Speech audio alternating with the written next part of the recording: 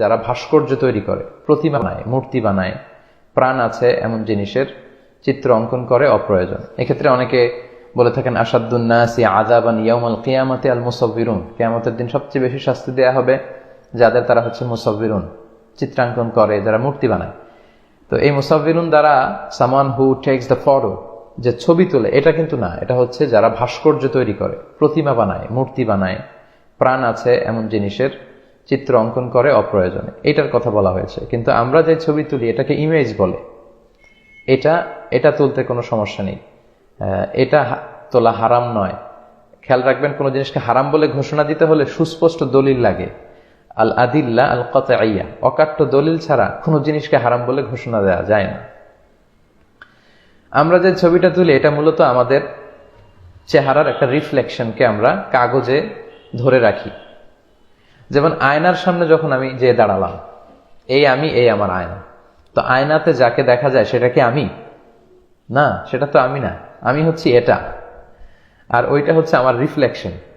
তো এই রিফ্লেকশন যদি ধরে রাখা জায়েজ না হয়, তাহলে তো আয়নার সামনে দাঁড়ানো যাবে না। বিষ্ণু তো আয়নার সামনে দাঁড়াতেন আর পড়তেন আল্লাহুম্মা হাসসানতা খালকি ফাহসিন খুলুকি, আল্লাহ আমার চেহারা যেমন সুন্দর করেছেন, আচরণ করে সুন্দর করে দেন। তো আয়নাতে আমরা যেটা দেখি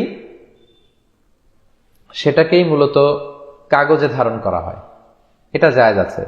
এটা বর্তমান প্রেক্ষাপটে খুবই জরুরি। পরীক্ষা দিতে গেলে অ্যাডমিট কার্ডের জন্য ছবি লাগে, ভোটার আইডিতে ছবি লাগে, পাসপোর্ট করতে ছবি লাগে, ইমিগ্রেশনের ছবি লাগে, যে কোনো কাজে ছবি লাগে। সো এটা খুবই জীবন ঘনিষ্ঠ একটা বিষয়। ছবি আমরা তুলতে পারবো, তবে অপ্রয়োজনে যেন তোলা না হয়। আপনার বিভিন্ন লাইফ ইভেন্ট, বিভিন্ন প্রোগ্রামের ছবিগুলো কিন্তু আপনারা চাইলে তুলে রাখতে পারেন, তবে অপ্রয়োজনীয় বারবার এত বেশি ছবি তোলা এটা ঠিক হবে না। এটা শুধু ছবির ক্ষেত্রে না, যে কোনো জিনিসের ক্ষেত্রেই।